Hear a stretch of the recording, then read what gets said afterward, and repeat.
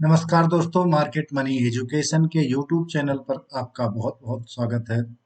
दोस्तों, आइए कल के लिए यानी मंगलवार के लिए निफ्टी और बैंक निफ्टी के सपोर्ट और रेजिस्टेंस लेवल का एनालाइजेशन करते हैं, जिससे कल लाइव मार्केट में हमें लाइव ट्रेड लेने में आसानी हो जाए। तो दोस्तों, वीडियो को शुरू से लेकर के लास्ट तक देखना, जिससे आप अच्छी तरह से सीख करके एनालाइज करके आप भी अपनी क्षमता के अनुसार ट्रेड ले सकें। तो दोस्तों, जिन लोगों ने इस चैनल को अभी तक सब्सक्राइब नहीं किया है, सब्सक्राइब जरूर कर लें, जिससे जो भी वीडियोस आते हैं उनकी नोटिफिकेशन आपको मिलती रहे और आप सीख करके अपनी अपने ही दम पर या खुद एनालाइज करके आप ट्रेड ले सकें। दोस्तों, सबसे पहले मैंने यहाँ पर बैंक निफ्टी का चार्ट लगाया हुआ है, जो कि 15 मिनट की टाइम फ्रेम का चार्ट है, जो कि इंट्राडे के लिए बेस्ट है।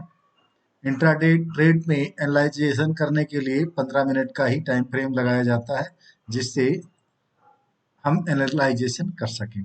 दोस्तों, आज की हमें क्लोजिंग मिली है 47,754, यानी 48,000 के आसपास की क्लोजिंग मिली हुई है। दोस्तों, आज बैंक निफ्टी ने अच्छा खासा बाउंस बैक किया। फ्लैट ही ओपन हुई थी, इस लेवल पर ओपन हुई थी। फिर इसने डे लो को जब ब्रेक किया, ब्रेक करने के बाद जब इसने मौका दिया तो हमने पुट साइड की ट्रेड भी ली थी और उस ट्रेड में हमें अच्छा खासा प्रॉफिट भी देखने को मिला था। इसके बाद ये जो एक 47,000 का साइकोलॉजिकल लेवल है, बिग नंबर जो होते हैं वो एक साइकोलॉजिकल नंबर होते हैं, ये भी एक सपोर्ट और रेजिस्टेंस का काम करते हैं। यहाँ से इसने बाउंस बैक किया। फिर ये जो डे लो था, उसके ऊपर जाकर के थोड़ी देर इसने सस्टेन किया, ब्रेक करने की कोशिश की, लेकिन यहाँ पर फिर से बायर एक्टिवेट हुई और सडनली इतनी बड़ी एक कैंडल बना करके और यहाँ पर जाकर के पूरा दिन मार्केट एक रेंज बाउंड में घूमती रही। दोस्तों, ये वाला मूव तो हो सकता है किसी ने कैप्चर किया हो, लेकिन यहाँ पर अगर कोई सोच रहा होगा कि एंट्री लेंगे, तो मुझे नहीं लगता है कि इसमें किसी को एंट्री करने का मौका मिला होगा।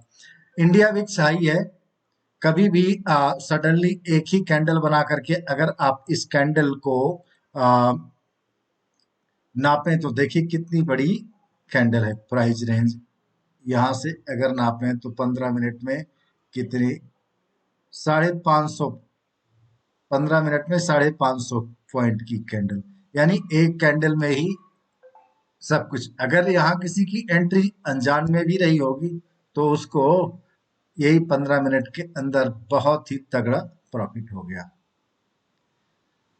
लेकिन ऐसा मूव कैच कर पाना, क्योंकि ये कोई सेटअप नहीं होता है, ये अनएक्सपेक्टेड मूव होते हैं, तो इसको किसी उसमें नहीं गिन सकते।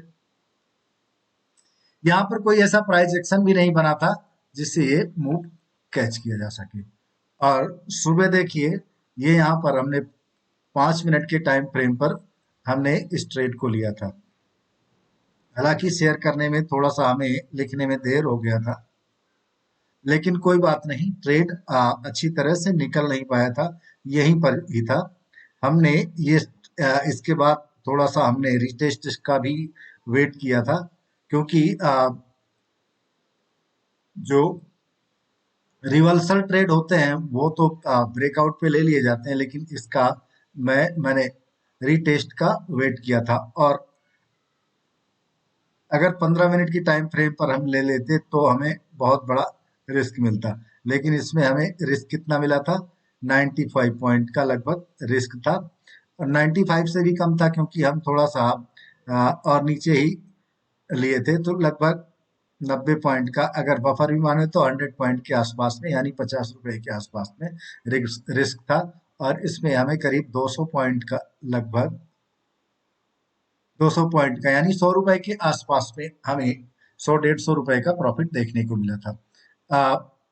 मैंने पुट साइड की स्टडी दी थी, लगभग 360 का प्राइस के आसपास था और उसने 460 के आसपास में हाई लगाया भी था। तो दोस्तों इस प्रकार से सपोर्ट और रेजिस्टेंस पर हमें ट्रेड की अपॉर्चुनिटी मिलती है। दोस्तों वो भी कोई कॉल टिप्स नहीं मैंने लिखा था, वो जस्ट कि किस प्रकार से ट्रेड ट्रेड लिया जाता है वो मैं शेयर करता रहता हूँ। आपने अगर टेलीग्राम चैनल नहीं ज्वाइन किया है तो ज्वाइन कर सकते हैं, जिससे आप एनालाइजेशन करने में आपको हेल्प मिलेगी, आपको व्यू बनाने में। दोस्तों देखते हैं कल के लिए हमें किस लेवल पर सपोर्ट और रेजिस्टेंस फेस करना पड़ सकता है। यहाँ से हमें बाउंस बैक मिला है इस एरिया से,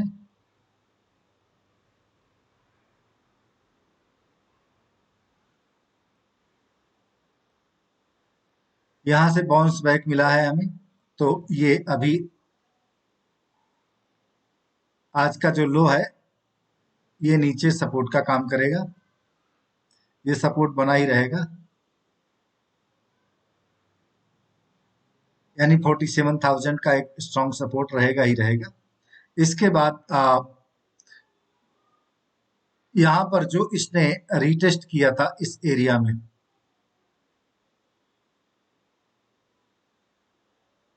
ये वाला एरिया यहाँ पर हो सकता है कि अब देखिए मार्केट ओपन कहाँ पर होती है। अगर फ्लैट ही ओपन होती है तो हमें वेट करना होगा कि ये वाला जो कंसोलिडेशन हुआ था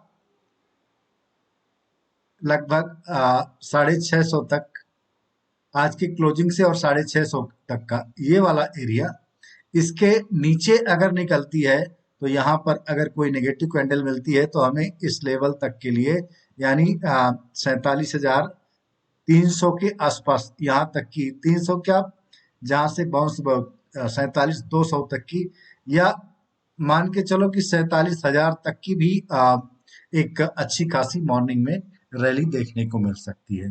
बट यह इस एरिया पर यहाँ पर एक बार हमें प्रॉफिट बुक करना पड़ेगा, लेकिन ये तब है जब फ्लैट ओपन हो और इसके बाद इसको ब्रेक करे तब।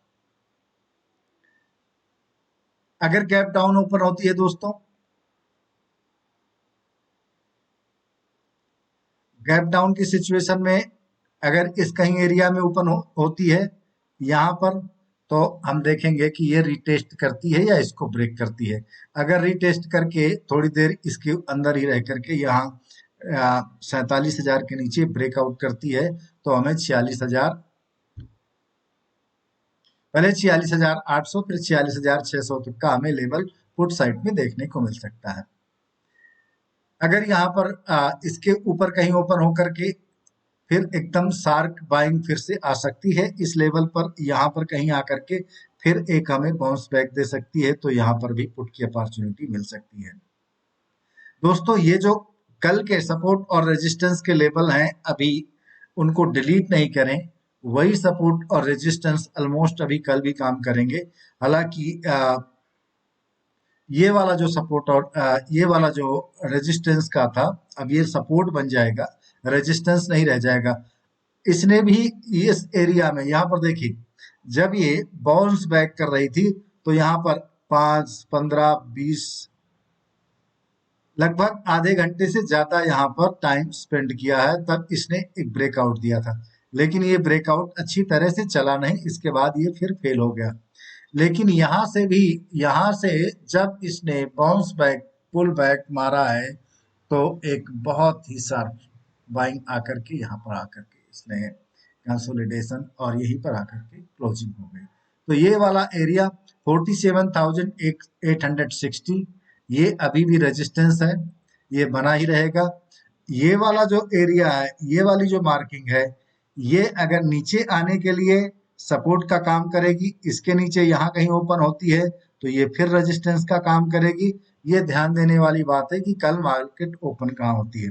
इस एरिया में कहीं ओपन होती है तो एकदम बाउंस बैक कर सकती है, और इस एरिया से कहीं से भी हमें जब ब्रेकआउट या नीचे को ब्रेकडाउन मिलेगा तो हमें ट्रेडिंग की अपॉर्चुनिटी कल देखने को मिल सकती है। तो दोस्तों आप आ, अपने चार्ट पर जो ये लेवल हैं उनको मार्क कर लीजिए, जिससे आपको भी कल लाइव मार्केट में ट्रेडिंग के लिए अपॉर्चुनिटी देखने में आसानी हो जाए। आइए निफ्टी में देखते हैं। निफ्टी का भी सेम बैंक निफ्टी के तरह ही दोस्तों आज बैंकिंग में काफी अच्छी रिकवरी थी। खास करके एचडीएफसी बैंक जो निफ्टी और बैंक निफ्टी दोनों को ही लीड करता है। हालांकि मेरे पास कुछ होल्डिंग है उसकी, एचडीएफसी बैंक की। तो मैं देख रहा था कि पोर्टफोलियो में बहुत अच्छा खासा उसमें बाउंस बैक था। इसके कारण निफ्टी और बैंक निफ्टी दोनों ही पॉजिटिव। दूसरा जो है प्राइवेट बैंक में आईसीआई बैंक भी पॉजिटिव था, और एक दो भी बैंक थे जो पॉजिटिव चल रहे थे। इसके कारण जो है अच्छी खासी जो है वो रिकवरी देखने को मिली। दूसरी बात, जो ये सडन स्पाइक आ रहे हैं ऊपर के नीचे, ऊपर की तरफ या नीचे की तरफ, इंडिया विक्स बहुत ज्यादा वोलेटाइल है। अभी अनसर्टेनिटी है, यानी कि अभी मार्केट में स्थिरता नहीं है। इसके कारण ऐसा हो रहा है। इंडिया विक्स बढ़ने का कारण जो इलेक्शन सामने है, और इंडिया विक्स इसलिए बढ़ता है क्योंकि जब जो इन्वेस्टर है, जो ट्रेडर है, वो श्योर नहीं होता है, वो तुरंत ट्रेड करके निकलता है। कोई लंबी अवधि के लिए इन्वेस्टमेंट नहीं करता है। डे में ही ज्यादातर ट्रेड करते हैं, प्रॉफिट बुकिंग करने की कोशिश इस टाइम पीरियड में करते हैं। एक बार इलेक्शन हो जाएगा तो फिर मार्केट फिर से रेगुलर हो जाएगा। अभी मात्र जो सेफ खेल सकते हैं उनके लिए ही मार्केट सही से काम करेगा। नहीं तो आपको सडन में, अगर यहाँ पर किसी ने सोचा होगा भैया यहाँ पर किसी ने स्टॉप लॉस दे करके और यहाँ पर किसी ने बाई किया होगा, तो बाई बाई किया होगा उसने, और यहाँ तक या थोड़ी सी प्रॉफिट दिखाई दी होगी। मुझे नहीं लगता कोई बुक कर पाया होगा। इसके बाद सडनली इसने एक कैंडल बना करके स्टॉप लॉस भी हंट कर दिया, और इतनी दूर सब कुछ खत्म एक ही कैंडल में। तो इसलिए अगर दोस्तों, अगर रिस्क मैनेज कर सकते हो तो इसमें ट्रेड करना, अदरवाइज अभी ट्रेड करने लायक नहीं है। दोस्तों निफ्टी में देखते हैं। निफ्टी का भी सेम कल की तरह ही एनालाइजेशन है। उसमें भी बैंक निफ्टी की तरह ही बाउंस बैक अच्छा खासा था, और जो कल का सपोर्ट और रेजिस्टेंस था, ये जो रेजिस्टेंस का मार्किंग थी, ये अभी भी रेजिस्टेंस ही रहेगी। इसके ऊपर ये छोटी सी अपॉर्चुनिटी यहाँ पर मिल सकती है, लेकिन अगर एक कैंडल ही बड़ी बन गई तो वो भी नहीं मिलेगी। इसके ऊपर ही 22,200 के ऊपर, यानी 22,220 के आसपास में अगर क्लोजिंग निफ्टी की होती है तो हमें अच्छी खासी अपॉर्चुनिटी मिल सकती है। पुट साइड में कब मिलेगी? ये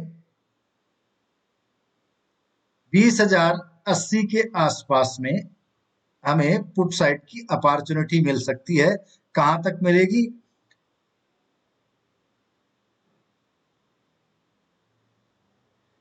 सॉरी, 21,080 के आसपास, हाँ।